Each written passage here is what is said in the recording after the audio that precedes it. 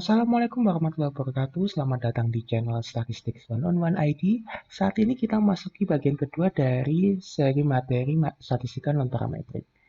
Di sesi kali ini, saya akan menjelaskan tentang bagaimana kita melakukan pengujian distribusi dari data sampel yang sudah kita peroleh. Terdapat 3 hal yang akan kita bahas pada sesi kali ini, yakni yang pertama, kita akan mengenal berbagai macam uji distribusi. Ya, kita akan bahas sebenarnya uji-uji distribusi yang sudah ada sampai saat ini itu apa saja gitu ya. Kemudian bagian kedua dan di bagian ketiga kita akan fokus pada salah satu uji distribusi yang cukup populer dan yang sering digunakan oleh teman-teman statistika atau teman-teman yang ingin melakukan pengujian distribusi gitu.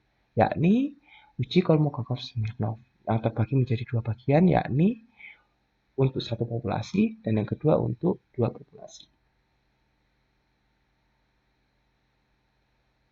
Ketika kita belajar statistika non parametrik, maka keunggulannya salah satunya adalah tidak bergantung pada asumsi distribusi tertentu.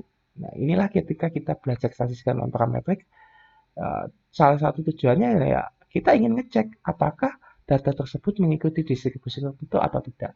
Kalau misalkan data tersebut kita metode yang akan kita propose itu mengandung asumsi distribusi tertentu, maka solusi lainnya yakni kita menggunakan statistika non parametrik. Ketika kita belajar untuk mengetahui bagaimana pola distribusi suatu data, kita menggunakan histogram. Nah, histogram ini adalah salah satu teknik secara visual untuk mengetahui bagaimana uh, distribusi dari suatu data. Kemudian ketika kita belajar mengenai pengujian hipotesis ya, di sesi sebelumnya tuh, di materi sebelumnya terkait pengantar metode statistika, kita kan sudah belajar itu namanya uji T, uji Z, uji T berpasangan. Nah, ataupun uji chi-square yang untuk varians ya. Nah, sebenarnya uji-uji tersebut itu memiliki asumsi tertentu ketika menggunakan uji tersebut. Salah satunya adalah, bukan salah satunya sih, uji-uji tersebut itu memang eh, syarat asumsinya adalah data tersebut mengikuti distribusi normal. Nah, kemudian ketika kita belajar metode regresi ya, analisis regresi kemarin, nah asumsi di residualnya adalah kita menggunakan distribusi normal. Ya. Karena apa? Ketika nanti kita melakukan pengujian dari suatu parameter ya, baik itu uji serentak maupun uji parsial. Nah, di uji serentak kan kita menggunakan uji F tuh. Kemudian di uji parsial kita menggunakan uji T. Nah, uji F dan uji T itu mensyaratkan asumsi datanya adalah berdistribusi normal. Nah, untuk itulah kita akan belajar apakah data yang sudah kita kumpulkan itu memenuhi asumsi distribusi tertentu atau tidak. Nah, saat ini ya terdapat banyak sekali macam-macam uji distribusi. Ya, saya ambil 3 yang cukup populer ya, yakni yang pertama Kolmogorov-Smirnov yang akan kita bahas lebih detail pada sesi kali ini. Yang kedua adalah Anderson-Darling, yang ketiga adalah Shapiro-Wilk. Dan masih banyak lagi uji-uji distribusi yang sudah berkembang sampai saat ini. Nah, uji Kolmogorov-Smirnov yang pertama kali itu dikenalkan pada tahun 1933 oleh researcher dari Rusia, yaitu Andrei Kolmogorov dan Nikolai Smirnov.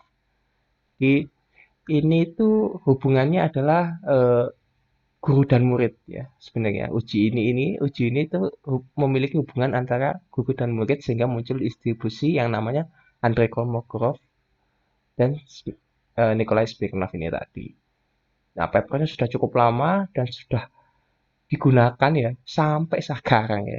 Jadi sudah sekitar hampir 70 tahun ya, lebih dari 70 tahun uji ini sudah kita gunakan ya sampai saat ini. Kemudian ada lagi perkembangan selanjutnya ya, ini yang dikembangkan oleh Pak Anderson sama Pak Darling. Jadi Theodore Wilbur Anderson sama Donald Alan Darling ini membuat suatu uji distribusi yang dinamakan ya, yang kita kenal dengan uji Anderson-Darling. Nah, ini di tahun 1964. Nah, yang sebelah sini ini papernya nih. Ya, cukup lama ya. Jadi kalau teman-teman ingin mempelajari lebih lanjut atau ingin tahu bagaimana sejarahnya, ya teman-teman bisa baca paper berikut. Ya, ini saya cuplik saja. Kemudian, nah di tahun 1963, researcher dari General Electric ya, Samuel Sanford Shapiro dan Martin Bradbury Wilk ini juga mencetuskan salah satu uji distribusi yakni yang kita kenal dengan Shapiro-Wilk gitu ya ujinya. Nah ini dia berbasis analisis of variance. Jadi agak berbeda ya kalau kita belajar dari punyanya Shapiro-Wilk dan uh, Kolmogorov-Smirnov. Kalau teman-teman nanti baca lebih lanjut itu konsepnya sedikit berbeda.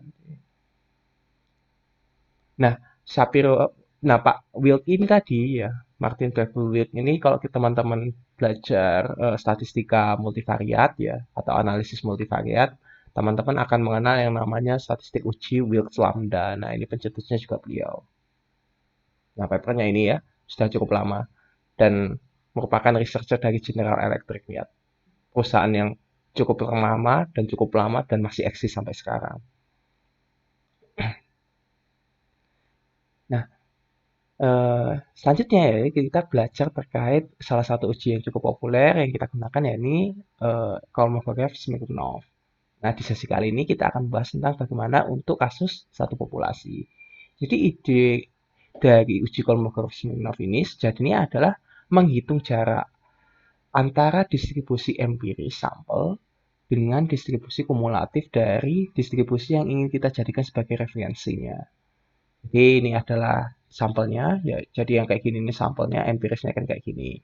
Nah kalau kalau datanya semakin banyak kan semakin kelihatan ya, nggak kelihatan stepnya gini ya, kalau semakin banyak.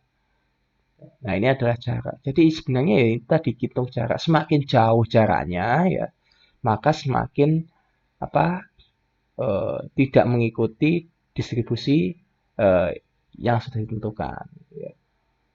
Nah, ini ya rumusan hipotesisnya ya sebagai berikut, di mana H0-nya eh, fx sama dengan f0x, yang di mana fx ini merupakan referensinya gitu ya. Apakah data, jadi kalau kalau kita narasikan apakah distribusi dari sampel ini tadi itu sama dengan distribusi yang kita referensikan, kurang lebih seperti itu. Kemudian statistik ujinya ada yang kita simbolkan sebagai nilai D, di mana ini supremum dari absolut selisih dari F0x dengan SX. Jadi apa SX ini tadi yang sampelnya tadi, nah F0x ini merupakan empirisnya tadi. Nah, di mana SX itu adalah proporsi nilai pengamatan dalam sampel yang kurang dari atau sama dengan X. Nanti akan kita bahas tuh bagaimana sih konsep menghitungnya itu seperti apa. Nah, untuk daerah kritisnya, ya tolakan 0 ketika nilai D dari statistik uji tadi lebih besar daripada D tabel atau DN alpha. Ya. Nah, misalkan nih kita punya data seperti berikut. Uh, Nilainya X itu populasi X itu tadi terdiri dari nilainya 1,2 sampai sekian dan berakhir di 2,0. Jadi ada 15 pengamatan pada satu waktu gitu ya. Kita ingin tahu apakah eh, popu oh ini ya dari sampel populasi X ini tadi apakah mengikuti distribusi normal. Nah, karena kita di statistika non parametrik ya, maka statistika non parametrik akan identik dengan data yang diurutkan. Ya. Jadi langkah yang pertama teman-teman lakukan adalah mengurutkan dari data tadi yang sebelumnya eh, yang awalnya 1,2, 1,9 dan seterusnya itu diurutkan menjadi seperti berikut dari kecil ke besar. Nah, kemudian kita hitung yang namanya proporsi tadi, proporsi kumulatifnya dari nilai sampel yang terkecil hingga yang terbesar. Maka ketemulah nilainya seperti berikut. Nah, karena kita ingin menguji apakah data itu mengikuti distribusi normal dan langkah termudahnya adalah kita menggunakan distribusi normal standar, maka kita menghitung yang namanya z-score. Nah, z-score ini tadi diperoleh dari nilai x ini tadi dikurangi dengan min dibagi dengan standar deviasinya. Tuh. Jadi nanti ketemulah nilai z-score. Nah, kemudian kita menghitung fungsi peluang kumulatif dari nilai z-score ini tadi. Ketemulah misalkan tadi minus 1,09 tadi, kalau kita hitung, kita cek dengan tabel distribusi normal standar, ya nilai kumulatifnya itu sebesar 0,1372. Nah, kemudian kita menghitung selisih antara ini tadi, proporsi ini tadi dengan distribusi kumulatifnya. Sehingga ketemulah eh, selisih antara proporsi tadi dengan distribusi kumulatif. Nah, setelah itu dilakukan perhitungan untuk menghitung nilai supremumnya atau nilai maksimumnya berdasarkan nilai diferensi ini tadi. Ketemulah nilainya sebesar 0,1874. Nah, kemudian kita mencari tuh eh, D tabelnya, yang dimana nilai n-nya itu sama dengan 15 dan alfanya kita menggunakan misalkan 0,05. Ya. Nah, ketemulah angka sekitar ini ya, 0,3376. Jadi eh, karena di tabel lebih kecil dibanding karena dihitung lebih kecil daripada di tabel, maka kesimpulannya gagal tolak nol. Artinya apa? Berarti data dari populasi data dari sampel populasi X ini tadi mengikuti distribusi normal. Oke. Nah, selanjutnya bagaimana untuk yang Kolmogorov-Smirnov 2 populasi? Jadi di Kolmogorov-Smirnov 2 populasi itu yang dua populasi itu fokus kepada kita ingin tahu apakah data di sampel yang diambil dari populasi X dan X1 misalnya populasi yang pertama dan populasi yang kedua itu apakah memiliki karakteristik distribusi yang sama. Jadi makanya notasi perumusan hipotesis dan statistik ujinya cukup berbeda sedikit ya. Yang dimana kita ingin mengetahui apakah distribusi di populasi satu apakah sama dengan populasi kedua, di mana H1-nya adalah apakah populasi satu, oh ini nilainya tidak sama dengan ya, ini keliru. Saya akan kasih pen di sini. Ini harusnya nilainya gini ya, tidak sama dengan populasi kedua. Gitu ya. Dengan statistik uji yang sama juga ya, yakni D lebih besar daripada D N NM alfa gitu ya. Ini harus ada tambahan satu lagi. Jadi N sama M habis itu alfa. Ini keliru ya. Ini keliru alfa. Jadi ada N ini mengidentifikasikan populasi pertama, M ini mengidentifikasikan populasi yang kedua. Gitu. Sedangkan alfa ya tadi alfa untuk tingkat kesalahannya. Misalkan kita punya dua populasi nih, antara populasi X sama populasi Y. Sampel ya maksudnya, sampel populasi X dengan sampel populasi Y. Nah, ini kita ingin tahu apakah distribusi dari sampel populasi X itu sama dengan distribusi di sampel populasi Y. Prosedurnya juga sama ya, yaitu kita mengurutkan datanya terlebih dahulu, habis itu kita menghitung proporsi kumulatifnya. Nah, ilustrasinya seperti ini ya, teman-teman. Jadi nanti teman-teman cukup mencari nilai eh, proporsi kumulatif untuk masing-masing populasi yang kemudian dihitung distance-nya atau selisihnya. Nah, setelah itu untuk mendapatkan nilai statistik ujinya, teman-teman cari nilai yang maksimum, yakni nilainya berkisar antara 0,3. Ya ini ya, nilai maksimumnya. Dan seterusnya ya. Nah, kemudian dari dihitung tadi, kita bandingkan dengan nilai di tabel. Yang dimana kita peroleh sebesar 70/100 kalau kita menggunakan alfa 0,05. Tapi kalau kita menggunakan alfanya adalah 0,01, maka ya lebih tinggi lagi. Karena dihitung lebih besar daripada di tabel, maka kesimpulannya adalah lebih kecil ya, lebih kecil daripada di tabel, maka kesimpulannya adalah gagal tolak Arnold. Artinya apa? Artinya distribusi dari populasi sampel populasi yang pertama yaitu yang X dengan yang Y tadi itu memiliki karakteristik distribusi yang sama. Oke.